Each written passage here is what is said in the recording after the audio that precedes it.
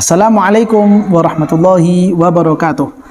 Alhamdulillah, para pemirsa, para pengikut channel YouTube MZT Malang Raya dimanapun Anda berada, kita bersyukur kepada Allah Ta'ala, kita berterima kasih kepada Allah Ta'ala karena dengan kenikmatan-kenikmatan, karunia-karunia dari beliau, dari Allah Ta'ala, kita bisa melaksanakan berbagai macam kegiatan aktivitas.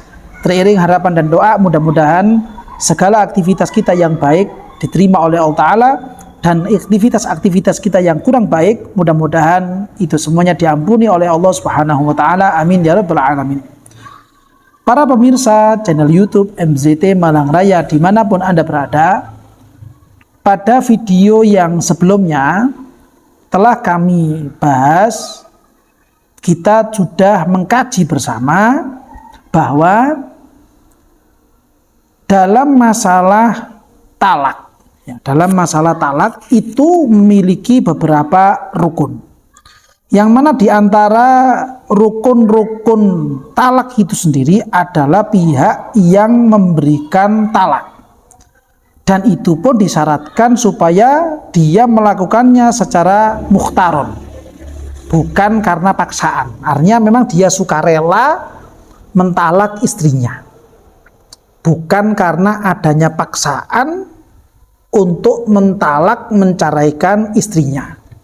Yang mana keterangan itu kemarin pada video yang sebelumnya kami bacakan dari keterangannya Syekh Al-Imam Al-Khatib Asy-Syarbini dalam kitab beliau yang berjudul Al-Iqna'.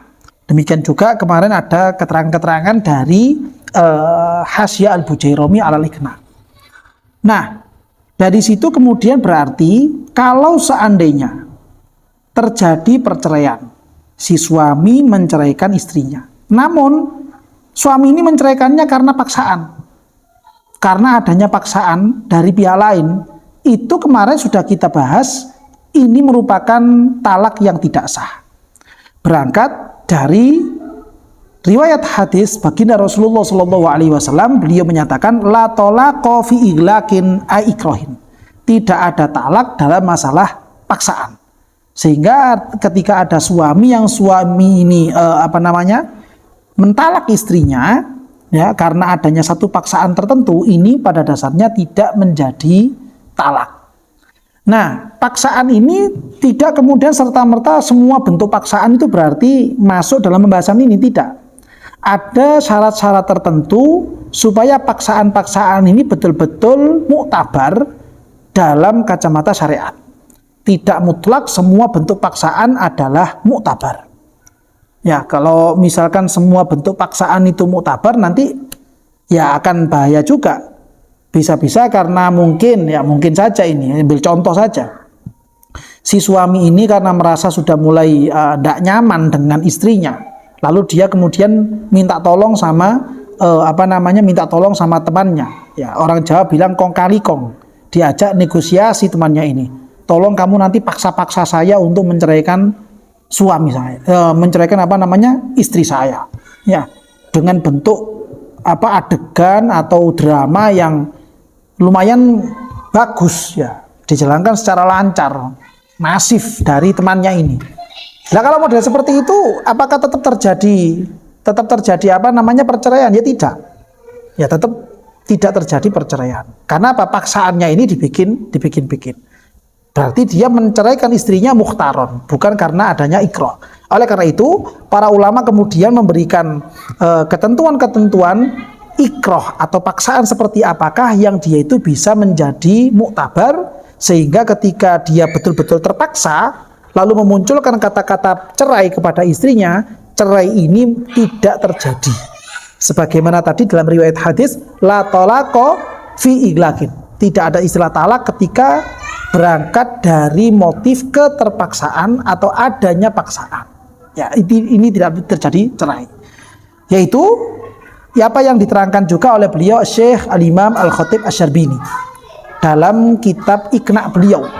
Beliau menyatakan wa syartul ikrahi, syarat dari paksaan yang dia itu bisa menjadikan kondisi ini muktabar dan cerainya ini tidak jatuh walaupun dia mengucapkan kata-kata cerai, yaitu adalah qudratu mukrohin, kemampuan kudratu mukrihin, mohon maaf, kudratu mukrihin bikasiroi, kemampuan dari pihak pemaksa.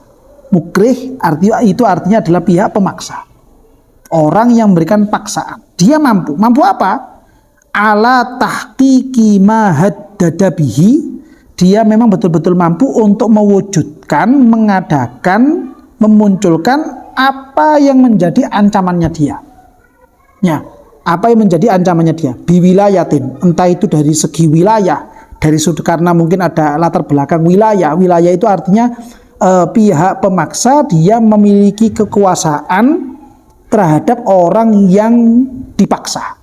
Taruhlah misalkan seorang bos yang dia itu memaksa karyawannya untuk melakukan sesuatu dengan ancaman, kalau kamu tidak melakukan perintah saya maka gaji kamu akan saya tahan.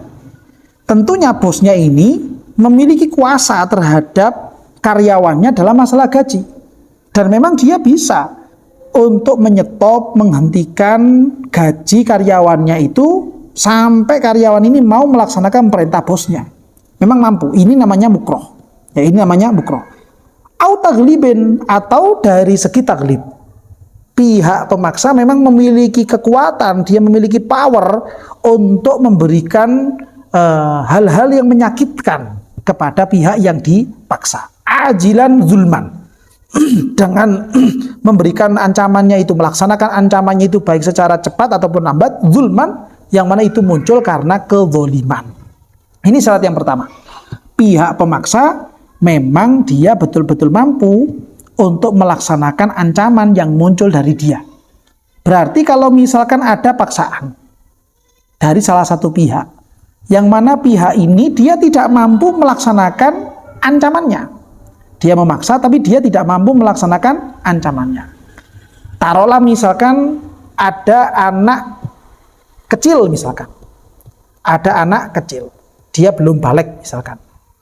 Lalu dia ini anak yang belum balik atau anak yang usia taruhlah misalkan 4 tahun atau 3 tahun misalkan. Dia itu disuruh untuk menodongkan pisau, menodongkan pistol ke pihak yang dipaksa. Ya, pihak yang dipaksa. Kira-kira anak yang usia 3 tahun atau usia 4 tahun ini, apakah dia memang betul-betul mampu melakukan ancaman pembunuhan, melakukan ancaman penganiayaan dengan si kecil ini, anak 3 tahun atau 4 tahun ini, dia memegang pisau atau memegang tembak, memegang pistol misalkan. Kalau memang dia mampu, dan saya rasa ini sulit sekali, kalau memang dia mampu, maka bentuk paksaannya adalah bentuk paksaan yang muktabar.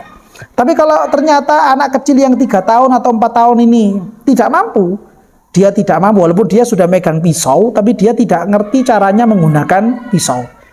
Jangan-jangan dia malah terbalik megang pisaunya. Dia bukan megang bagian pegangan, tapi dia justru malah megang bagian pisaunya. Tangannya dia sendiri malah yang kena bisa-bisa. Atau kalau dia itu dikasih pistol, dia malah keliru nanti. Pistolnya dibuat mainan, bisa-bisa pistolnya ditaruh di kepala, dia sendiri yang ketembak malahan. Bukan pihak yang dipaksa yang kena tembak, justru dia sendiri yang kena tembak. Karena memang masih kecil, dia tidak ada gambaran mampu untuk melaksanakan ancaman yang dimunculkan oleh pihak mukrih, orang yang memberikan paksaan. Sehingga ini syarat pertama yang harus terpenuhi supaya ikroh atau paksaan itu betul-betul muktabar dalam kacamata syariat. Syarat yang kedua adalah wa ajiza mukrohun, dan pihak yang dipaksa itu tidak mampu, lemah, ya, bifathhi ra, dengan memfathahkan huruf ra-nya mukroh, artinya pihak yang dipaksa tidak mampu apa? Andaf'aihi biharobin wa ghairihi, dia tidak mampu untuk menepis paksaan, dia tidak mampu untuk menepis ancaman biharobin au ghairihi, dengan cara kabur atau dengan cara-cara selain kabur. Artinya memang dia tidak bisa kabur lagi, dia tidak bisa lari dari ancaman yang muncul dari pihak pemaksa. Dia sudah kepepet, sudah terpojok, dia sudah tidak bisa lagi. Mau tidak mau dia harus melaksanakan apa yang dipaksa oleh pihak pemaksa, supaya dia tidak terkena ancamannya. Ya, ini syarat yang pertama. Syarat yang kedua. Berarti kalau seandainya pihak yang dipaksa ini masih mampu untuk kabur, pihak yang dipaksa ini masih mampu untuk melawan dengan bertarung misalkan, dengan beradu mulut misalkan, atau apa sajalah. Walhasil intinya untuk menghilangkan paksaan dari orang yang memaksa, menghilangkan ancaman dari pihak orang yang memaksa. Intinya ke sana. Dia mampu. Maka kalau kemudian dia itu ternyata melaksanakan, pihak yang dipaksa ini melaksanakan paksaannya, ini berarti merupakan tindakan-tindakan yang memang dianggap mukhtaron. Dia yang memang punya kehendak untuk melaksanakan kegiatan itu sendiri. Kenapa? Karena dia pada dasarnya masih mampu untuk menepis. Dia masih mampu untuk membela diri dari ancaman yang dimunculkan oleh pihak pemaksa. Ini. Wa dhannuhu, dan juga syarat yang ketiga adalah dhannuhu, pihak yang dipaksa dia punya dugaan kuat. Ya, dia pihak yang dipaksa ini dia memang betul-betul punya dugaan kuat. Annahu, bahwa inimtana'a haqqaqa ma haddadahu bihi. Seandainya dia itu, artinya pihak yang dipaksa, dia enggan untuk melaksanakan paksaannya, maka pihak pemaksa akan betul-betul melaksanakan ancaman-ancaman yang telah dia sampaikan, yang telah dia lontarkan. Pihak yang dipaksa ini punya dugaan kuat bahwa memang dia akan melaksanakan apa yang dia ancam. Berarti kalau seandainya dia tidak memiliki dugaan kuat, mungkin orang ini cuma bohong-bohongan saja, orang ini mungkin cuma gertak-gertak saja, dia nggak yakin kalau pihak pemaksa ini akan melaksanakan ancamannya. Dia tidak yakin, dia ragu malahan bahkan. Maka pihak yang dipaksa masih belum boleh melaksanakan ancaman atau melaksanakan paksaan dari orang yang telah memaksa dia. Kenapa demikian? Karena dia punya dugaan bahwa apa yang dia ancamkan ini merupakan hal-hal yang masih zong, hal-hal yang masih belum tentu terlaksana, bahkan ragu-ragu kalau seandainya orang yang memaksa ini akan melaksanakan ancaman-ancamannya. Wa yahsulul ikrahu bitahwifin bimahzurin. Ikrah ini bisa terjadi ketika memang ada ancaman dengan tindakan yang mengerikan, dengan tindakan yang sangat bahaya. Kador bin syadidin, seperti pukulan yang keras. Au nahwi dzalika, atau yang semisal dengan itu, kahabsin, seperti ancaman untuk dipenjara. Sedangkan pihak yang mengancam untuk memukul, pihak yang mengancam untuk pemenjaraan, dia memang mampu melaksanakan ancamannya ini. Dan pihak yang dipaksa, dia juga tidak memiliki kekuatan, tidak memiliki power menepis dan membela diri dari ancaman-ancamannya dia. Dia juga memiliki zon yang kuat, memiliki dugaan yang kuat bahwa seandainya saya tidak mau melaksanakan, dia pasti akan memukul saya atau dia pasti akan memenjarakan saya. Kalau memang syarat-syarat ini semuanya ada di lapangan, syarat-syarat ini semuanya terjadi di TKP, memang ada, maka ikrah yang dimunculkan adalah ikrah yang muktabar, ikrah yang menjadi uzur menurut kacamata syariat. Sehingga tindakan yang dia lakukan merupakan tindakan yang bukan mukhtaron, tindakan yang bukan berasaskan sukarela. Motifnya bukan sukarela atas dasar keinginannya dia sendiri. Dia memang dalam kondisi terpaksa dan tidak ada ilja, tidak ada bentuk kembali, tempat kembali lain bagi dia kecuali harus melaksanakan apa yang telah dipaksakan kepada dia. Nah, ini merupakan syarat-syarat penting yang supaya paksaan-paksaan itu tidak menggelinding liar begitu saja, namun ada rambu-rambu khusus bagaimana atau kapankah paksaan itu muktabar dan kapankah paksaan-paksaan itu ghairu mu'tabar atau tidak dianggap menurut kacamata syariat. Dan ini penting untuk kita pahami, penting untuk kita renungkan, sehingga sebagai bahan pelaksanaan dalam aktivitas kita sehari-hari. Mudah-mudahan dari kajian kita ini, kita betul-betul mendapatkan kemanfaatan dan keberkahan ilmu, dan yang lebih pentingnya lagi, mudah-mudahan kita semuanya, keluarga kita, anak-anak kita, mendapatkan kekuatan dari Allah Ta'ala untuk senantiasa bisa mengamalkan ilmu-ilmu yang telah kita semuanya dapatkan.